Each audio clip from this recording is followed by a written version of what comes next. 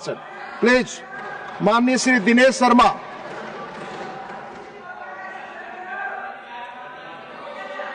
महोदय प्लीज आप बैठकर कमेंट न करें। सिचुएशन आपका आभार कि आपने मुझे अवसर क्लियर कर दिया हमने। प्लीज। और एक आभार, आपने बहुत बड़े गैर तथ्यात्मक विषय को आपने स्पष्ट किया कि जो आदेश है वो पिछला कांग्रेस के समय से चला आ रही परिपाटी है।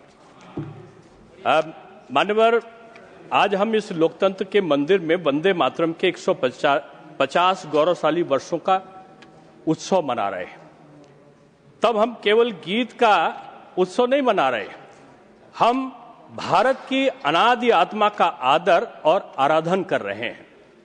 मैंने इसलिए कहा कि जब बंकिम चंद्र चट्टोपाध्याय महोदय के बारे में हम वर्णन करते हैं कि उन्होंने 1875 में ये अमरवाणी की पंक्तियां लिखी, तो ये कागज पर स्याही नहीं थी, ये स्याही का अंकन नहीं था, बल्कि राष्ट्र में सोए हुए उन सद्पुरुषों का जागरण का भाव पैदा करना था, जिनको राष्ट्र की आजादी के प्रति चैतन्यता लाने का उनका ये प्रयास था। और उन्होंने भारत माता को केवल मिट्टी नहीं माना, उन्होंने समृद्धि की लक्ष्मी, ज्ञान की सरस्वती, अजय शक्ति की दुर्गा के रूप में उनको पूजित किया।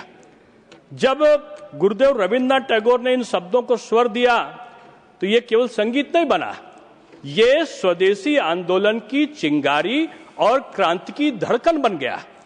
मुझे ताज्जुब है कि इस प्रकार के गैर तथ्यात्मक शब्दों का प्रयोग क्यों किया गया। मैं मानता हूं कि यहां बहुत सकारात्मक, अधिकांश सकारात्मक तथ्य सहित प्रस्तुतिकरण हुआ और कुछ नकारात्मक तथ्य रहित भी प्रस्तुतिकरण हुए। मैं आरोप नहीं लगा रहा हूं, विद्वत लोगों के सामने चर्चा का विषय बना रहता है।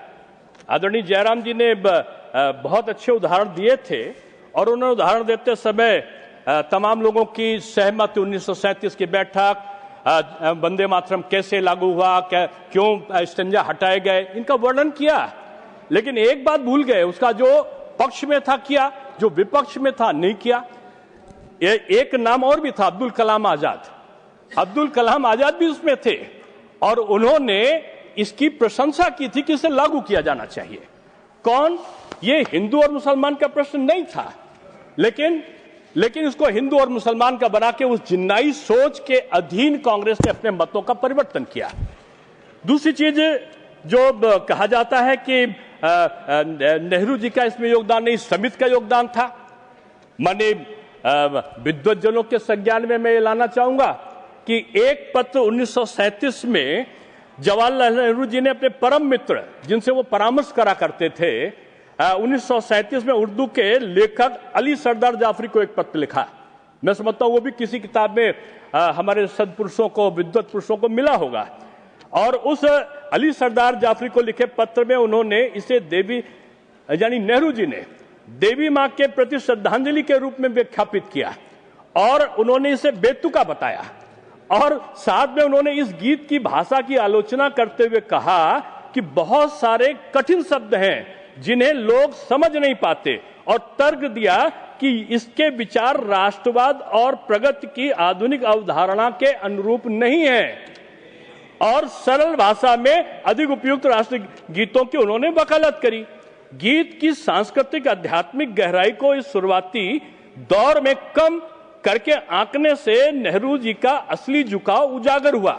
आप कहते हो कि उन्होंने, अरे जो हेड होगा किसी चीज का, अध्यक्ष होगा, जो नेता होगा, उसके जो मत पहले से जान लेंगे तो समिति के लोगों का मत का परिवर्तन होने में देर नहीं लगता। इसलिए मैं कहना चाहूंगा कि समिति की बैठक के पहले उनका मन था कि वो जिन्ना के दबाव में, जिन्नाई सोच के अनुपालन में उन्होंने अपने मतों को पत्र के माध्यम से लिखा। लेकिन उनको इस लिखावट के बाद भी उनका जो अली सरदार जी जाफरी थे, उनकी सहमति उनको नहीं मिली और इसको विवाद का मुद्दा वो नहीं बनाना चाहते थे। मैं कहना चाहता हूं कि मान्यवर, यहां पर तो जनगण मन अधिनायक और जो हमारा ये वंदे मातरम है, उसके बीच में भी भेद पैदा कर दिया गया। अभी तो तृणमूल के मित्र और कांग्रेस के विद्वज्जन कह रहे थे कि जैसे रविन्द्रनाथ टैगोर का और बंकिम चंद्र चटर्जी के बीच में मतभेद पैदा करने का उन्होंने उपक्रम अपने शब्दों में किया। क्यों?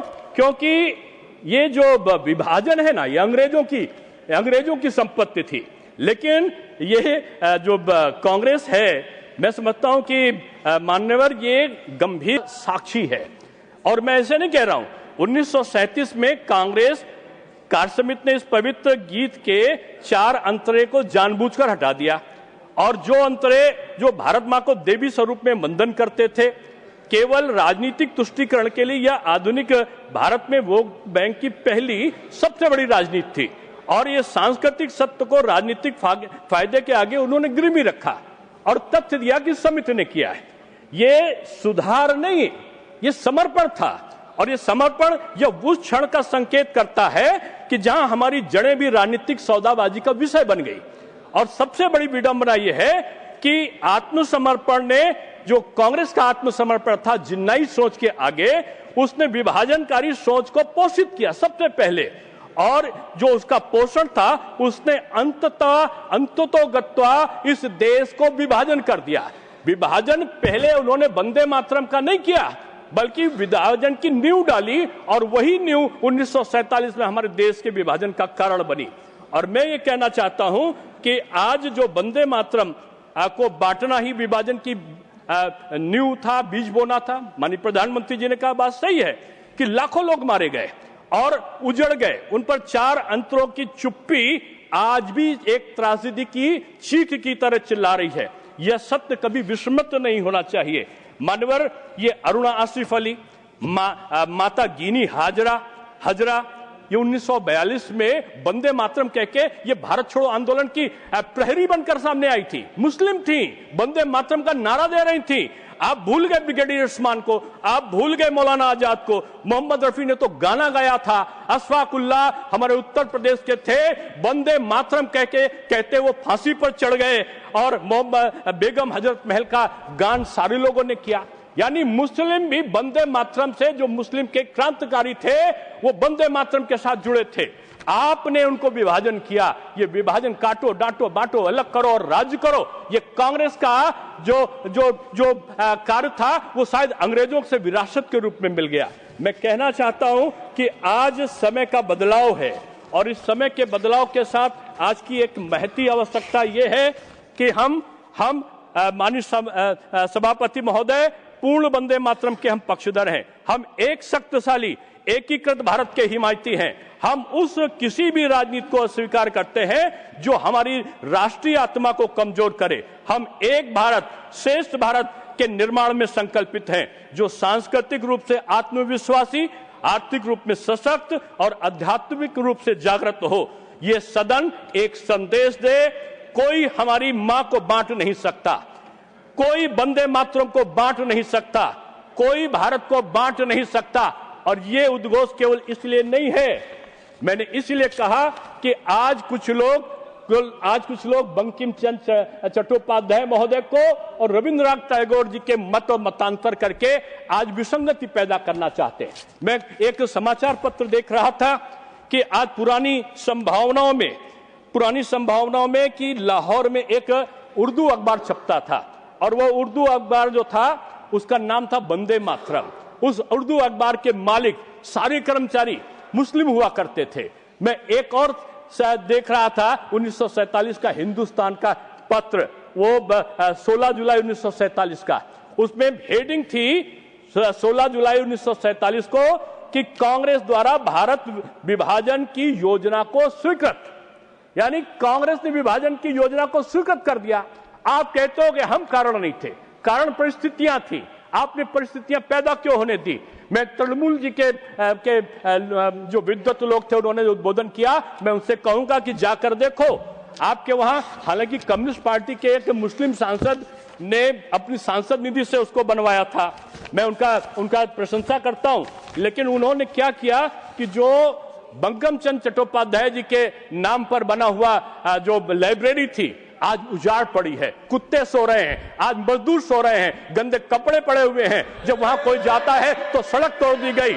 आप इस प्रकार की विकृतियों को आप वो चाहते हाँ, हो, बोलिए, आपकी लेकिन बात करते। आप वंदे मातरम का जो उद्बोध है उसको तो आप करते हो, लेकिन आज उनकी विरासत है, उसकी विरासत का आप उसको देखना नहीं चाहते।